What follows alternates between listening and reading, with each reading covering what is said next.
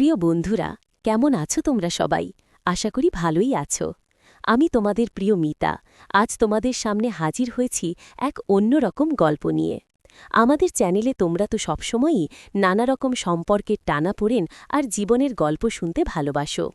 তোমাদের মধ্যে অনেকেই নিজেদের জীবনের গল্প, অভিজ্ঞতার কথা আমাদের ইমেলে পাঠিয়ে থাকো, আর আমরা চেষ্টা করি সেগুলোকে তোমাদের কাছে পৌঁছে দিতে। আজকের গল্পটা এক এমনই পাঠকের পাঠানো, যিনি তার নাম প্রকাশ করতে চাননি। তিনি চেয়েছেন তার এই একান্ত ব্যক্তিগত গল্পটা যেন তোমাদের কাছে আমিই বলি। আশা করি গল্পটা তোমাদের ভালো লাগবে এবং তোমরা এর থেকে কিছু অনুভব করতে পারবে। আর হ্যাঁ, গল্পটা যদি তোমাদের ভালো লাগে তবে অবশ্যই আমাদের চ্যানেলটি সাবস্ক্রাইব করে দিও, যাতে এমন আরও অনেক গল্প তোমরা শুনতে পারো। একটা গোপন কথা বলে রাখি, এই গল্পের কোনো এক অংশে আমি আমার ইমো নাম্বার দেব। যদি আমার সাথে সরাসরি কথা বলতে চাও তাহলে ধৈর্য ধরে পুরো গল্পটা শুনতে থাকো।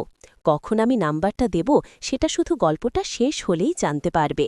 তো চলো আর দেরি না করে শুরু করি আজকের গল্প। আমার নাম মিতা, বয়স তখন ৩০-এর কাছাকাছি। বাইরে থেকে দেখলে হয়তো মনে হতো আমার জীবনটা যেন একটা সাজানো বাগান।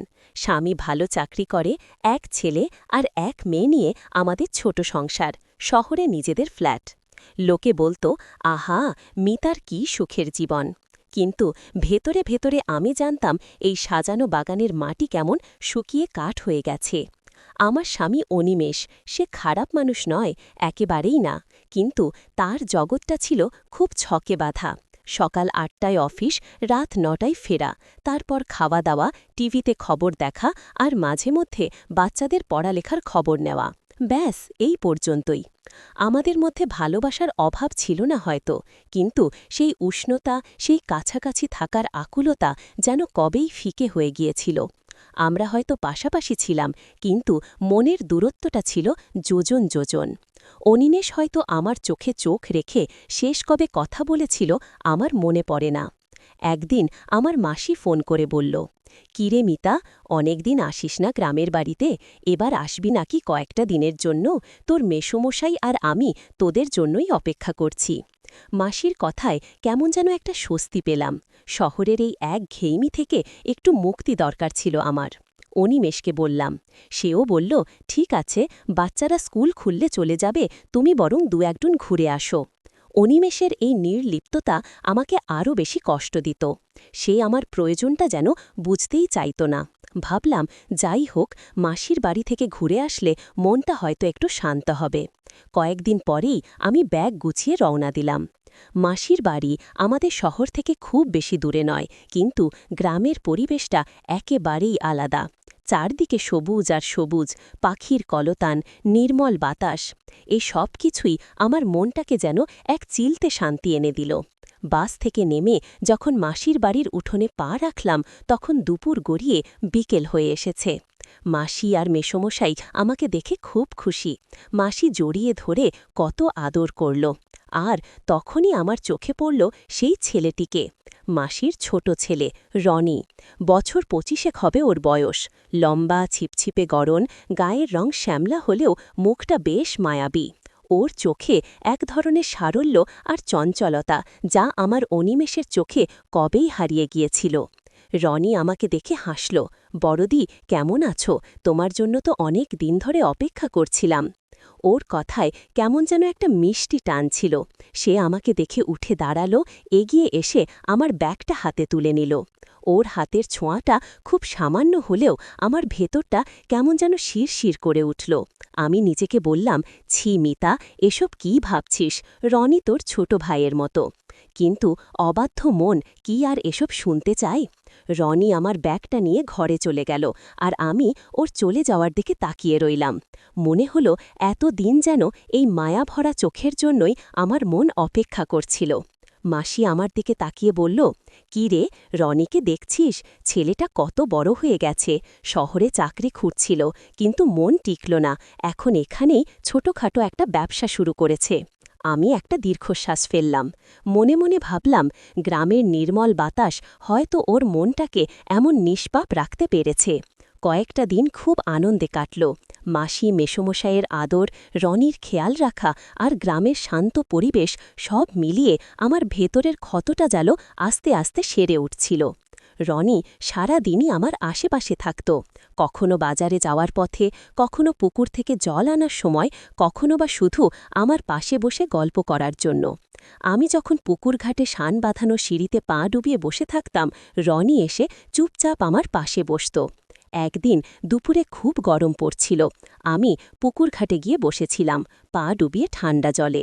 রনি আমাকে দেখতে পেয়ে হাতে একটা পেঁপের শরবতের গ্লাস নিয়ে এলো। বড়দি, তোমার জন্য শরবত এনেছি, শরীরটা জুড়াবে। ওর এই সামান্য যত্নটুকু আমার মন ছুঁয়ে গেল।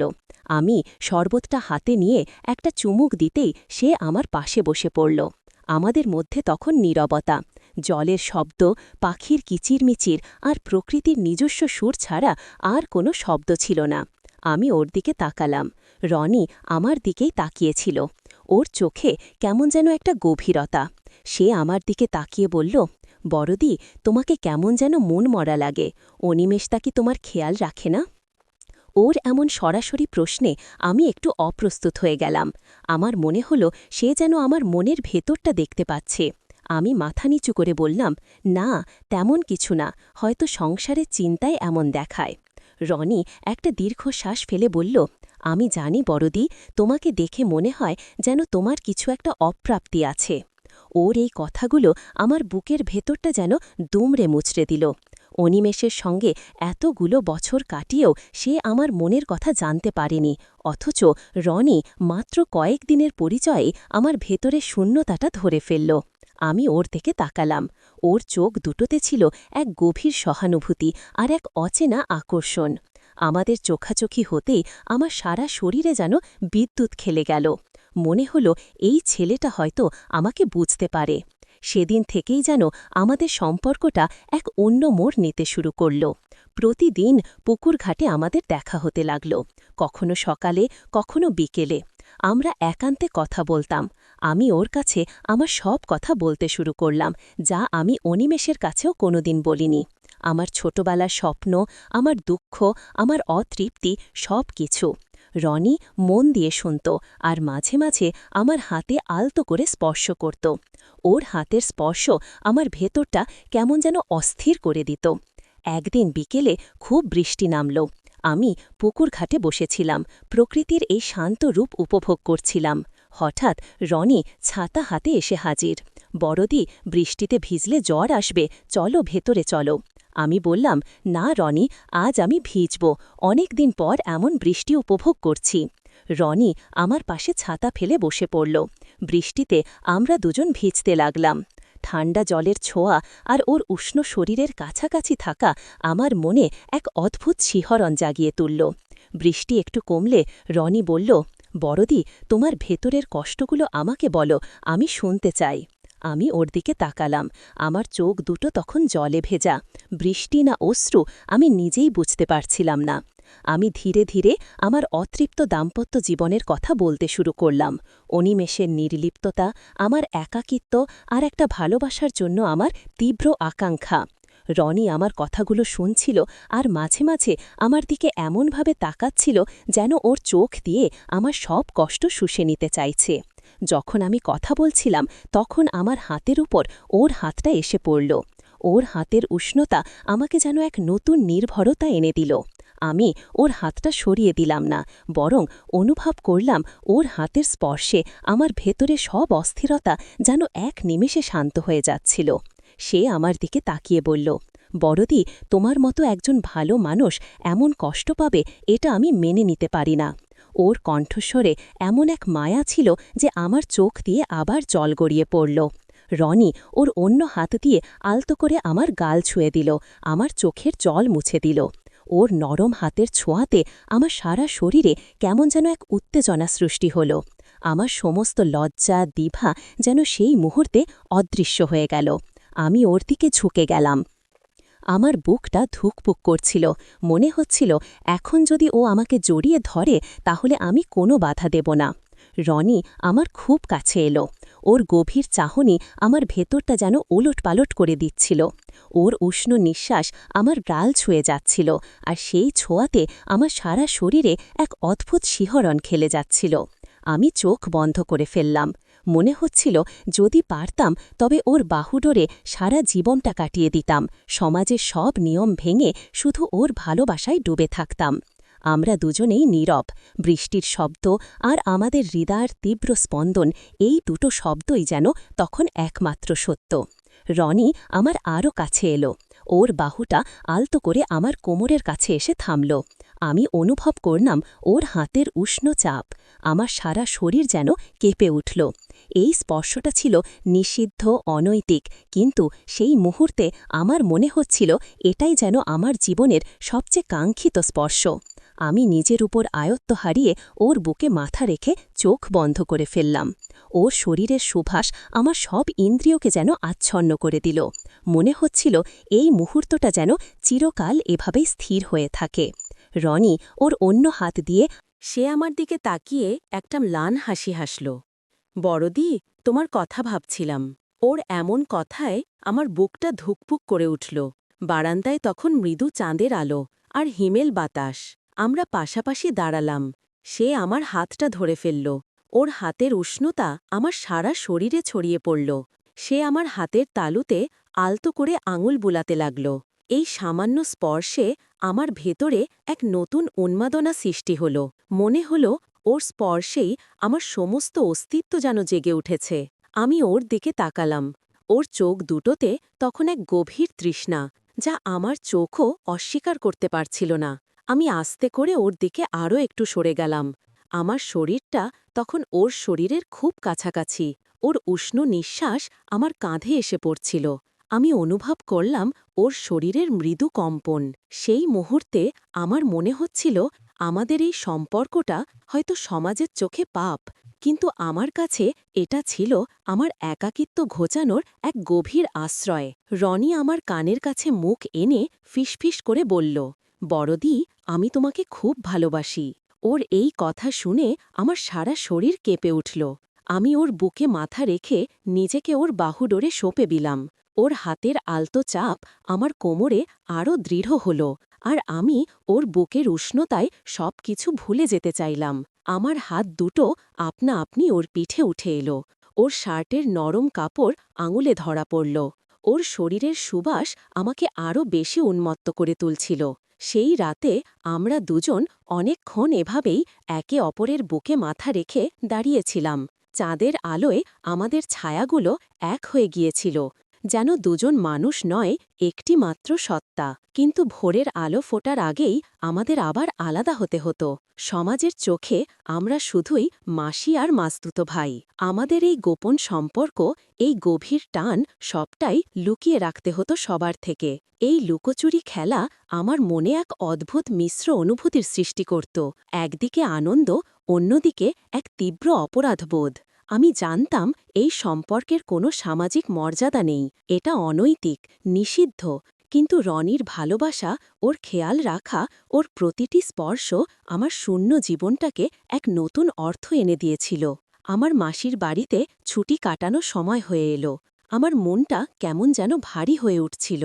আমি জানতাম শহরে ফিরে গেলে রনির এই স্পর্শ, এই গভীর ভালোবাসা থেকে আমি আবার বঞ্চিত হব। অনিমেষের নির্লিপ্ততার জগতে আমাকে আবার ফিরে যেতে হবে। শেষ রাতে আমাদের দুজনের দেখা হলো পুকুরঘাটে। সেদিন চাঁদের আলো ছিল না, আকাশ মেঘে ঢাকা, চারদিকে শুধু নীরবতা আর হিমেল বাতাস। আমরা দুজনেই জানি এই বিদায়টা কত কঠিন। রনি আমার হাতটা শক্ত করে ধরল। ওর চোখে তখন জল। বড়দি, তুমি চলে গেলে আমি কিভাবে থাকব? ওর কথায় আমার বুকটা ফেটে যাচ্ছিল। আমি বললাম, রনি, আমাদের এই সম্পর্কটা তো সমাজের চোখে কোনোদিনও বৈধ হবে না। আমাদের নিজেদেরও তো একটা জীবন আছে, একটা সংসার আছে। রনি আমার দিকে তাকিয়ে বলল, কিন্তু বড়দি, আমার মন যে তোমাকে ছাড়া কিছুই বোঝে না। ওর কথা শুনে আমার চোখেও জল এসে গেল।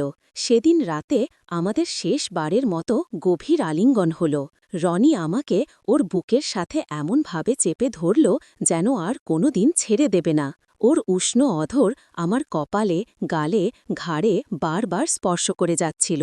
মনে হচ্ছিল ওর প্রতিটি স্পর্শেই যেন আমার আত্মা শান্তি পাচ্ছিল। আমি ওর বুকে মুখ গুজে শুধু কাঁদতে থাকলাম। আমার মনে হচ্ছিল এই ছেলেটা হয়তো আমাকে সবচেয়ে বেশি ভালোবাসে, কিন্তু সমাজের ভয়ে, লোক লজ্জার ভয়ে আমরা এই সম্পর্ককে কোনোদিনও প্রকাশ করতে পারব না। পরের দিন সকালে আমি শহর অভিমুখে রওনা দিলাম। মনটা ছিল ভারাক্রান্ত।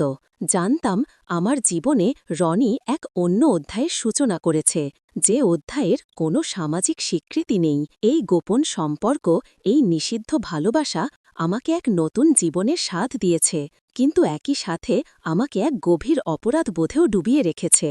আমার ভবিষ্যৎ কি হবে আমি নিজেও জানি না।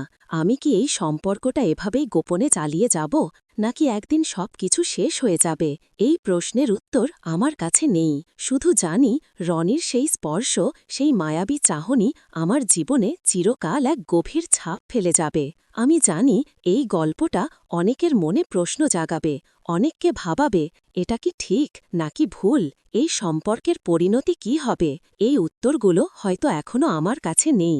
জীবনের পথে চলতে চলতে হয়তো কোনোদিন এই প্রশ্নের উত্তরগুলো আমি খুঁজে পাব।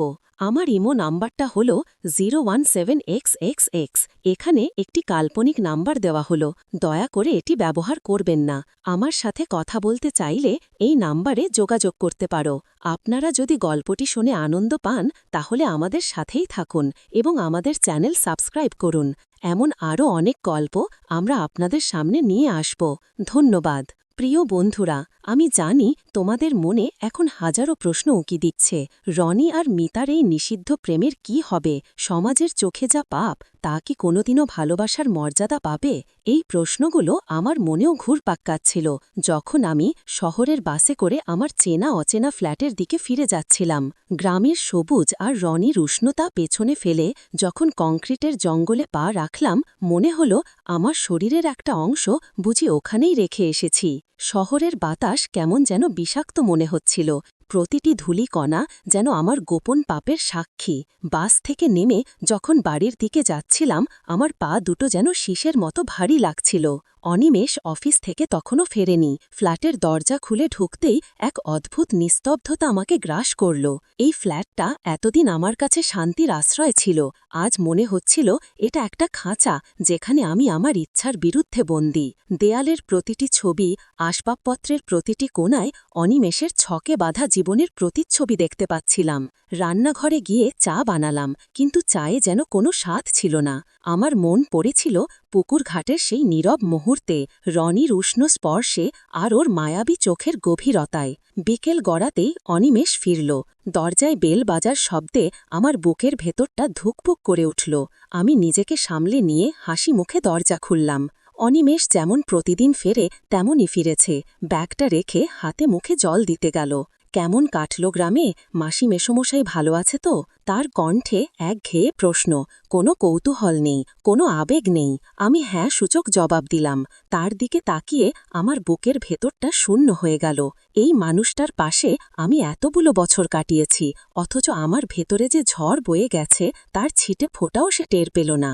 ওর নির্লিপ্ততা আমাকে আরও বেশি করে রনির কথা মনে করিয়ে দিল। রনির এক ফোঁটা সহানুভূতি, এক টুকরো উষ্ণ স্পর্শ অনিমেষের বছরের পর বছরের সহ অবস্থানের চেয়েও যেন বেশি দামি মনে হচ্ছিল। রাতে বিছানায় শুয়েও আমার ঘুম আসছিল না। অনিমেষ পাশেই গভীর ঘুমে আচ্ছন্ন। আমি উঠে বারান্দায় গিয়ে দাঁড়ালাম। শহরের আকাশটাও কেমন যেন ধূসর। গ্রামের রাতের আকাশের তারাদের জৌলুস এখানে নেই। আমার ফোনটা হাতে নিলাম, রনির মেসেজ চেক করলাম। বড়দি, তুমি পৌঁছে গেছ? শরীর ঠিক আছে তো? ওর সামান্য এই খেয়াল রাখা আমার ভেতরের শূন্যতাকে কিছুটা হলেও পূরণ করছিল। আমি উত্তর দিলাম, হ্যাঁ পৌঁছে গেছি। তুমি কেমন আছো? কিছুক্ষণের মধ্যেই তার ফোন এলো। ওর কণ্ঠস্বর শুনে আমার বুকের ভেতরটা কেমন যেন শান্ত হয়ে গেল। আমরা অনেকক্ষণ কথা বললাম। ও আমাকে আশ্বস্ত করল, তুমি চিন্তা করো না বড়দি, আমি সব সময় তোমার পাশে আছি। ওর এই কথাগুলো আমার মনে এক নতুন ভরসা জাগিয়ে তুলল। শহরে ফিরে আসার পর আমার জীবনটা যেন দুই ভাগে বিভক্ত হয়ে গেল। একদিকে আমার চেনা জীবন, স্বামী, সন্তান, সংসার, সমাজের চোখে এক সুখী গৃহিণী। অন্যদিকে রনি, আমার গোপন ভালোবাসা, আমার একাকিত্বের সঙ্গী।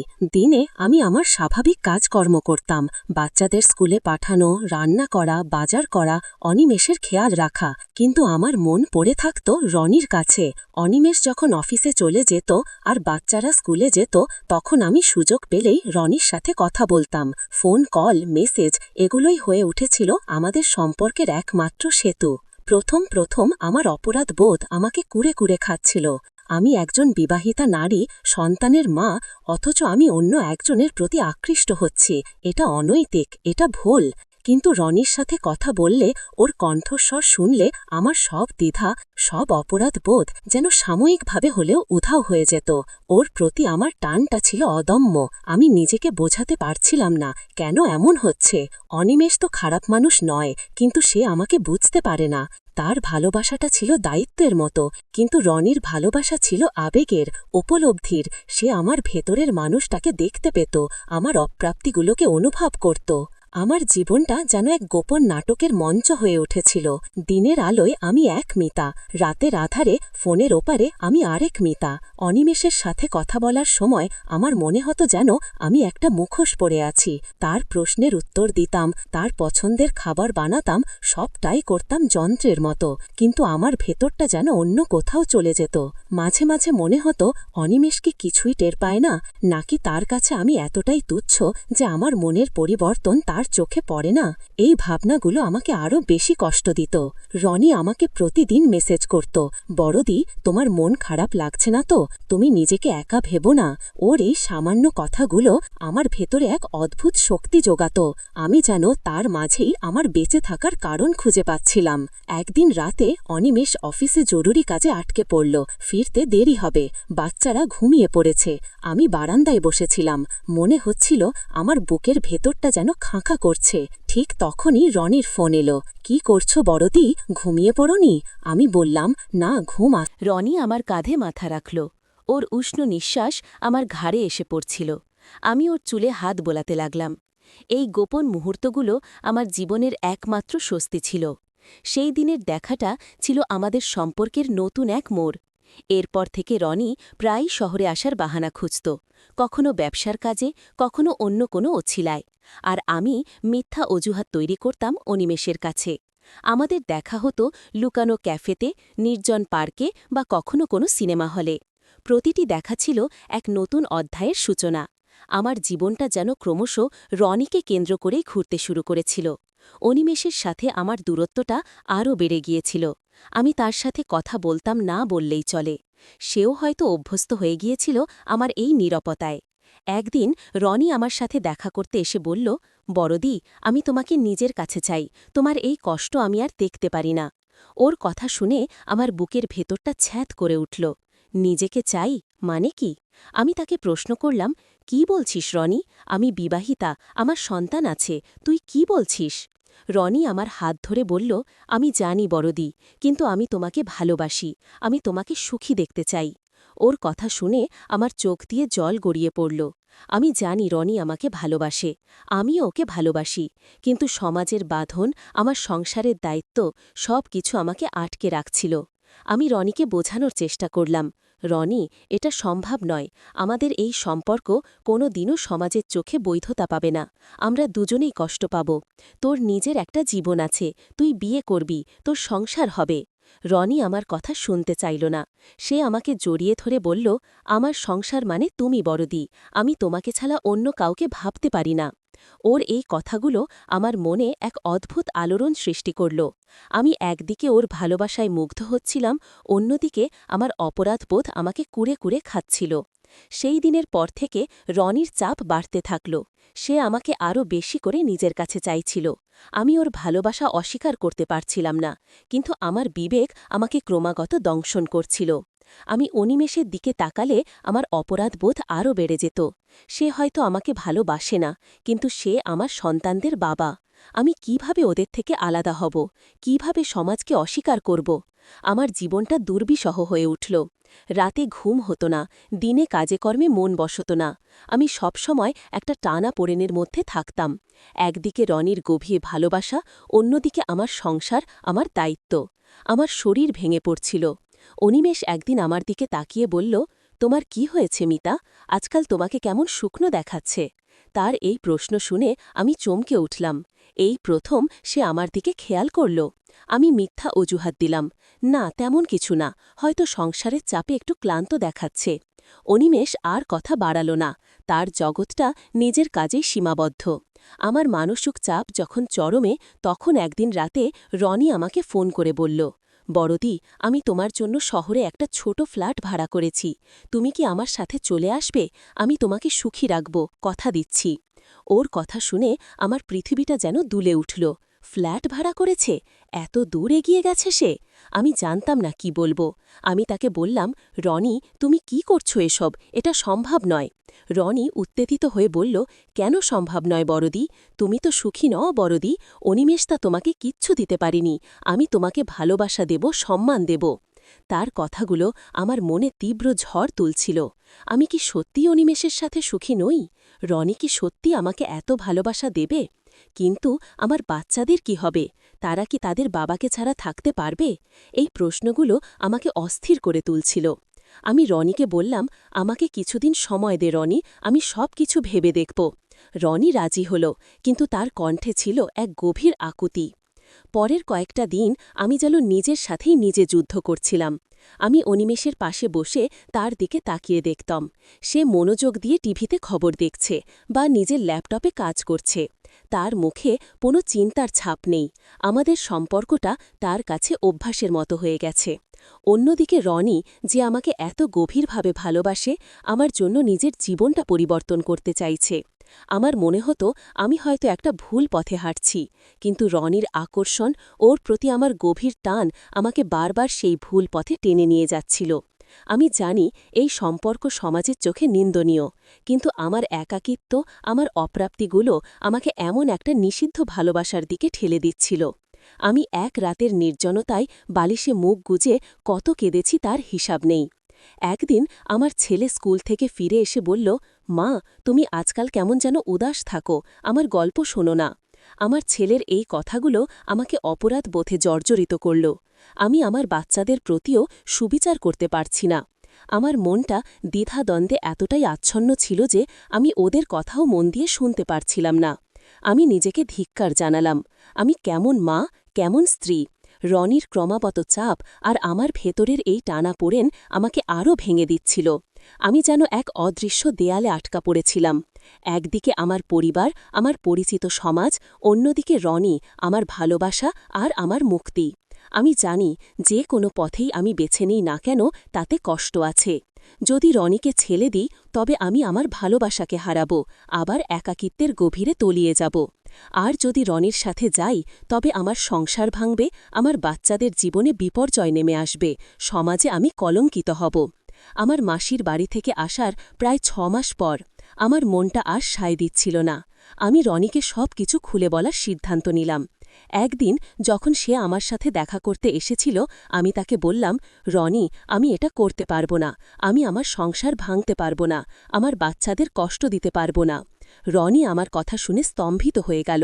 তার চোখে অবিশ্বাস আর এক গভীর শূন্যতা। কেন বড়দি, তুমি আমাকে ভালোবাসো না? আমি বললাম, ভালোবাসি রনি, কিন্তু এই ভালোবাসা সমাজে টিকবে না, আমরা দুজনেই কষ্ট পাব।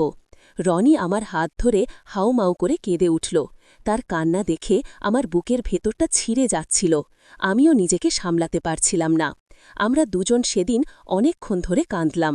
রনি বারবার আমাকে বোঝানোর চেষ্টা করল, বড়দি, তুমি আমাকে ছেড়ে যেও না, আমি তোমাকে ছাড়া বাঁচতে পারব না।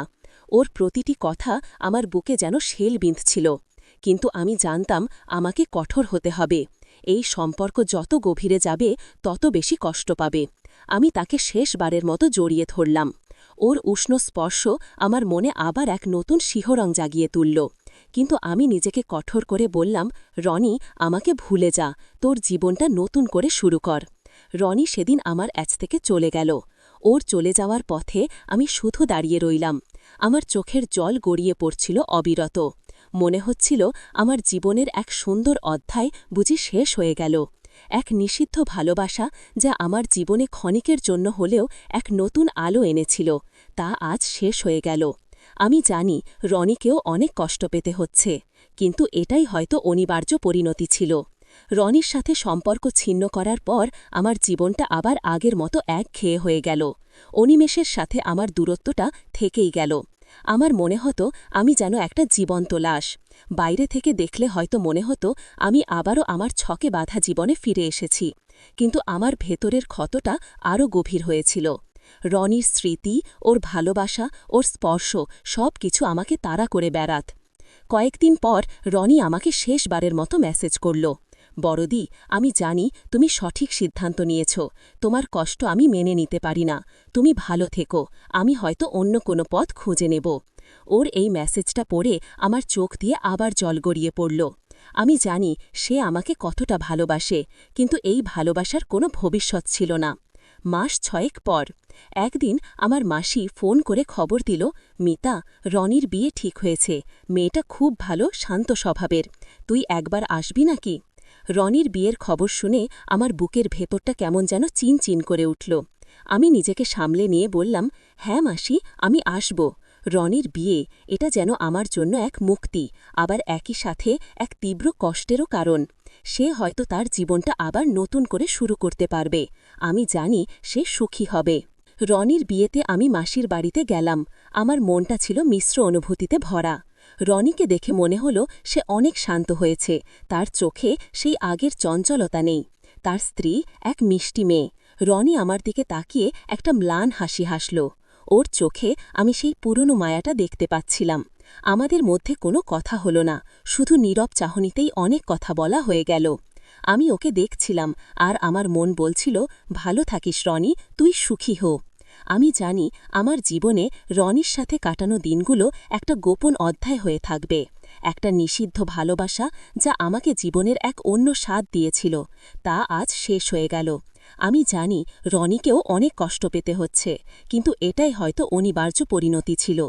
রনির সাথে সম্পর্ক ছিন্ন করার পর আমার জীবনটা আবার আগের মতো একঘেয়ে হয়ে গেল। অনিমেষের সাথে আমার দূরত্বটা থেকেই গেল। আমার মনে হতো আমি যেন একটা জীবন্ত লাশ। বাইরে থেকে দেখলে হয়তো মনে হতো আমি আবারও আমার ছকে বাঁধা জীবনে ফিরে এসেছি, কিন্তু আমার ভেতরের ক্ষতটা আলো গভীর হয়েছিল। রনির স্মৃতি, ওর ভালোবাসা, ওর স্পর্শ সব কিছু আমাকে তাড়া করে বেড়াত। কয়েকদিন পর রনি আমাকে শেষবারের মতো মেসেজ করল, বড়দি, আমি জানি তুমি সঠিক সিদ্ধান্ত নিয়েছ, তোমার কষ্ট আমি মেনে নিতে পারি না, তুমি ভালো থেকো, আমি হয়তো অন্য কোনো পথ খুঁজে নেব। ওর এই মেসেজটা পড়ে আমার চোখ দিয়ে আবার জল গড়িয়ে পড়ল। আমি জানি সে আমাকে কতটা ভালোবাসে, কিন্তু এই ভালোবাসার কোনো ভবিষ্যৎ ছিল না। মাস 6 পর একদিন আমার মাসি ফোন করে খবর দিল, মিতা, রনির বিয়ে ঠিক হয়েছে, মেয়েটা খুব ভালো, শান্ত স্বভাবের, তুই একবার আসবি নাকি? সেই উত্তরটা আমার কাছে আজও অস্পষ্ট। আমি হয়তো আর কোনোদিন রনির সাথে দেখা করব না। আমাদের সম্পর্কটা এখন শুধুই একটা স্মৃতি, একটা সুন্দর, মধুর স্মৃতি, যা একই সাথে গভীর বেদনাদায়ক। আমি জানি আমার জীবনে এই গল্পটা একটা গুরুত্বপূর্ণ অধ্যায় হয়ে থাকবে। এটা আমাকে শিখিয়েছে ভালোবাসা কতটা জটিল হতে পারে, আর জীবন কতটা অনিশ্চিত। আমি শিখেছি নিজের সুখের চেয়েও কখনো কখনো বড় কিছু থাকে, সেটা হল আত্মসম্মান আর নিজের দায়িত্ববোধ। তবে এই গল্পটা আমাকে একটা জিনিস স্পষ্ট করে বুঝিয়ে দিয়েছে, ভালোবাসা, আকর্ষণ আর শারীরিক চাহিদা, এই সব কিছুই মানুষের জীবনের অংশ। আর যখন দীর্ঘদিনের সম্পর্কে এই চাহিদাগুলোর অভাব হয়, তখন মানুষ অন্য কোথাও আশ্রয় খোঁজে। আমার ক্ষেত্রে রনি ছিল সেই আশ্রয়। সে আমাকে বুঝতে পেরেছিল, যা অনিমেষ কখনো পারেনি। কিন্তু সমাজের নিয়ম, পরিবারের বাঁধন, এই সব কিছু অস্বীকার করা আমার পক্ষে সম্ভব ছিল না। আমি এখন জীবনটাকে অন্যভাবে দেখি। আমি জানি আমার মতো অনেক নারী আছেন যারা আমার মতোই এমন একাকিত্বে ভোগেন। তাদের জীবনেও হয়তো এমন রনির মতো কেউ একজন এসে ক্ষণিকের জন্য হলেও শান্তি এনে দেয়, কিন্তু শেষ পর্যন্ত বেশিরভাগ মানুষকেই নিজের চেনা জীবনটাকেই বেছে নিতে হয়। কারণ সমাজ, সংসার আর সন্তানের ভবিষ্যৎ এই সব কিছুই ভালোবাসার চেয়েও বেশি গুরুত্বপূর্ণ হয়ে দাঁড়ায়। আমার এই গল্পটা হয়তো অনেকের কাছে এক বিতর্কিত গল্প মনে হতে পারে, কিন্তু আমি বিশ্বাস করি জীবনের প্রতিটি গল্পেই কিছু শেখার আছে। এই গল্পটা আমাকে শিখিয়েছে নিজের ভেতরের শূন্যতাকে চিনতে, আর সেই শূন্যতাকে পূরণ করার জন্য কি কি ঝুঁকি নিতে হয়। আমি হয়তো একটা ভুল পথে হাঁটছিলাম, কিন্তু সেই ভুল পথেই আমি নিজের ভেতরের একজন অচেনা মানুষ মিতাকে খুঁজে পেয়েছিলাম, যে মিতা তার নিজের সুখের জন্য আকাঙ্ক্ষা করত, যে মিতা ভালোবাসা পেতে চাইত। আমি এখন একজন পরিণত মিতা, যে জানে জীবনের সব ইচ্ছা পূরণ হয় না, সব ভালোবাসা পূর্ণতা পায় না। কিছু ভালোবাসা কেবল স্মৃতির পাতায় রয়ে যায়, আর সেই স্মৃতিগুলোই একাকিত্বের নীরব সঙ্গী হয়ে ওঠে। আমার জীবনটা এখন ঠিক আছে, কোনো নাটকীয়তা নেই, কোনো বড় পরিবর্তন নেই, সবটাই ছকে বাঁধা, যেমনটা অনিমেষের সাথে আমার জীবন। কিন্তু আমার ভেতরের মিতাটা হয়তো এখনও রনির সেই উষ্ণ স্পর্শ, সেই মায়াবী চাহনির জন্য গোপনে অপেক্ষা করে। জীবন চলে তার নিজস্ব গতিতে, আর আমি সেই গতির সাথে নিজেকে মানিয়ে নিয়েছি। আমার গল্পটা হয়তো এখানেই শেষ, কিন্তু এর অনুরণন আমার জীবনে চিরকাল থাকবে। আমি এখন বিশ্বাস করি প্রতিটি সম্পর্কের মধ্যেই কিছু অলিখিত নিয়ম থাকে। যখন সেই নিয়মগুলো ভেঙে যায়, তখন নতুন এক জগতে সৃষ্টি হয়, যা একই সাথে ভয়ঙ্কর আর আকর্ষণীয়। আমার ক্ষেত্রে রনি ছিল সেই নতুন জগতের চাবিকাঠি। আমি জানি এই গল্পটা তোমাদের মধ্যে অনেকের মনেই প্রভাব ফেলবে। অনেকে হয়তো মিতাকে ভুল ভাববে, অনেকে হয়তো ওর কষ্টটা বুঝবে, কিন্তু আমি চেয়েছি আমার এই একান্ত ব্যক্তিগত গল্পটা যেন তোমাদের কাছে একটা আয়না হয়ে দাঁড়ায়। তোমরা যেন এর থেকে নিজেদের জীবনের কোনো অংশের প্রতিচ্ছবি খুঁজে পাও। হয়তো তোমাদের মধ্যেও এমন কেউ আছেন যিনি এমন একাকিত্বে ভুগছেন, এমন এক নিষিদ্ধ ভালোবাসার টানে অস্থির হয়ে আছেন। তবে আমার গল্পটা এখানেই শেষ হলেও তোমাদের জীবন গল্প কিন্তু থেমে থাকে না। প্রতিটি দিনই নতুন এক গল্পের সূচনা। আর জীবনের এই উত্থান পতন, হাসি কান্না, ভালোবাসা বিচ্ছেদ, এই সব কিছুই নিয়েই আমাদের জীবন। আমি আশা করি আমার গল্পটা শুনে তোমরা অনেকেই নিজেদের ভেতরের কথাগুলো বলতে উৎসাহিত হবে, কারণ মনের কথা বলতে পারলেই হয়তো কিছুটা হলেও শান্তি পাওয়া যায়। আমি এখন অনেক বেশি শান্ত, আমার মনে কোনো অস্থিরতা নেই। আমি আমার অতীতকে মেনে নিতে শিখেছি। রনিকে হয়তো আমি শারীরিকভাবে হারালেও মানসিকভাবে সে আমার স্মৃতির গভীরে চিরকাল থাকবে, আর এই স্মৃতিগুলোই হয়তো আমার বাকি জীবনটা পাড়ি দিতে সাহায্য করবে। আমি জানি অনিমেষের সাথে আমার সম্পর্কটা কোনোদিনও রনির সাথে আমার সম্পর্কের মতো গভীর হবে না, কিন্তু আমি আমার দায়িত্ব থেকে সরে আসিনি। আমি আমার সংসার, আমার সন্তানদের জন্য নিজেকে উৎসর্গ করেছি। আমার এই গল্পটা হয়তো অনেককেই শেখাবে যে আবেগের ওপর নিয়ন্ত্রণ রাখা কতটা জরুরি। তবে আমি এটাও বলতে চাই যে মানুষ যন্ত্র নয়, মানুষের মন আছে, আবেগ আছে, আর যখন সেই আবেগগুলো দমন করে রাখা হয় তখন তার পরিণতি ভিন্ন হতে পারে। আমার ক্ষেত্রে রনি ছিল সেই আবেগের বিস্ফোরণ। সে আমাকে শিখিয়েছিল ভালোবাসা কতটা শক্তিশালী হতে পারে। সব শেষে আমি শুধু এটুকুই বলবো যে জীবনটা জটিল, এর প্রতিটি ধাপে নতুন চ্যালেঞ্জ আসে, আর এই চ্যালেঞ্জগুলো মোকাবেলা করেই আমরা এগিয়ে যাই। আমার এই গল্পটা তোমাদের জীবনকে আরও ভালোভাবে বুঝতে সাহায্য করবে এই আশা রাখি। ধন্যবাদ। আমার ইমো নাম্বারটা হল 017 ক ক ক ক। এখানে একটা কাল্পনিক নাম্বার দেওয়া হলো, দয়া করে এটি ব্যবহার করবেন না। আমার সাথে কথা বলতে চাইলে এই নাম্বারে যোগাযোগ করতে পারো।